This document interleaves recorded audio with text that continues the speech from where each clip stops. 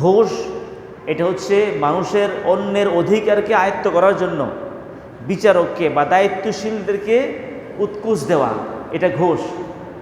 টাকা পয়সা বা বিভিন্ন সুযোগ সুবিধা দেওয়া, এটা হচ্ছে ঘুষ। আল্লাহ তাআলা বলেছেন, ওয়ালা তাকুলু আমওয়ালাকুম বিল বাতিল ওয়া তুদলু বিহা ইলাল হুক্কাম। ওয়ালা তাকুলু আমওয়ালাকুম বিল বাতিল, একে অপরের সম্পদ অন্যায়ভাবে ভক্ষণ করবা না। অন্যের সম্পদ অন্যের অধিকার ভক্ষণ করার জন্য বিচারককে দায়িত্বশীলকে উৎকুচ দিবা না, ঘুষ দিবা না। কে বলছেন বলেন? আল্লাহ বলছেন ঘুষ দিবা না, উৎকুচ দিবা না। আরেকজনের অধিকার নিজে গ্রহণ করার জন্য বিচারককে অথবা দায়িত্বশীলকে উৎকুচ দিবা না, আল্লাহ তাআলা নিষেধ করেছেন।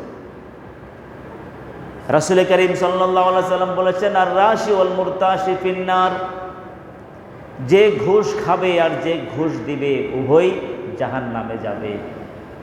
অপর হাদিসে আসছে, লাআনাল্লাহুর রাশি ওয়াল মুরতাশি, যে ঘুষদাতা যে ঘুষ গ্রহীতা উভয়ের উপরে আল্লাহ লানত।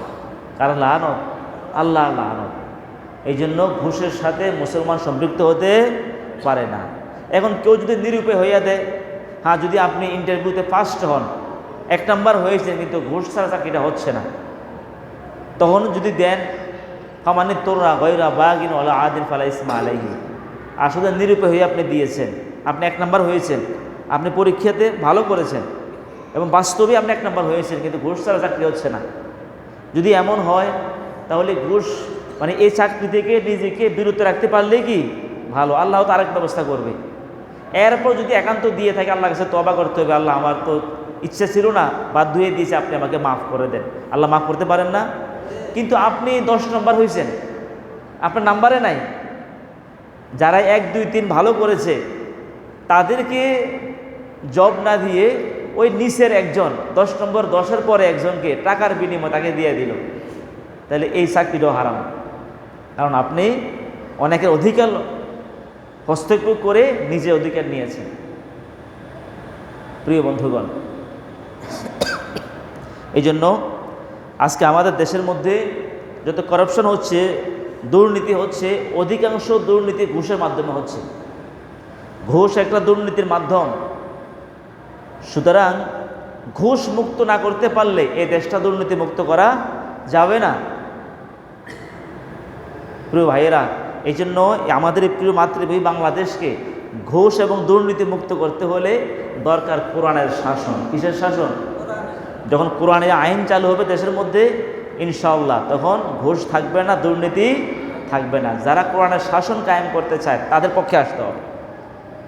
কারণ যারা কোরআনের শাসন কায়েম করতে চায় না, ওনারা পারবে না, অতীতেও পারে নাই, ভবিষ্যতেও পারবে না। ঘুষ বন্ধ করতে পারবে না, দুর্নীতি বন্ধ করতে পারবে না, চাঁদা বন্ধ করতে পারবে না। দেখেন না, এক সাংবাদিক 2জন সাংবাদিককে মেরে ফেলেছে। কেন? যে চাঁদাবাজদের বিরুদ্ধে সে লিখেছে। কেন লিখলো? মেরে ফেলেছে। আমরা কোন দেশে বসবাস করি? আল্লাহ তাআলা আমাদেরকে হেদায়েত দান করুক, আমিন বলি। আমরা কোন দেশে বসবাস করি? কেন অন্যায়ের বিরুদ্ধে লিখলো? কেন চাঁদাবাজদের বিরুদ্ধে লিখলো? মেরে ফেলেছে সাংবাদিককে। আজকে আমি এই অন্যায়কারীদের বিরুদ্ধে বলে আমি যে নিরাপদে আমার বাসায় পৌঁছবো, এই নিশ্চয়তাও তো কি নেই। তারপর আমাদেরকে ইমানের স্বার্থে, ইমানের তাগিদে বলতে হচ্ছে। প্রিয় বন্ধুগণ, আমাদের দেশে এই ঘুষের মাধ্যমে সবচেয়ে বেশি দুর্নীতি, করাপশন হচ্ছে। এই জন্য দরকার ইসলামী শাসন, কোরআনের শাসন। সুতরাং আমাদেরকে কোরআনের শাসনের পক্ষে আসতে হবে, ইমান বাঁচাইতে হলে। কথা বলেন ঠিক কিনা? ইমানের তাগিদে আসতে হবে।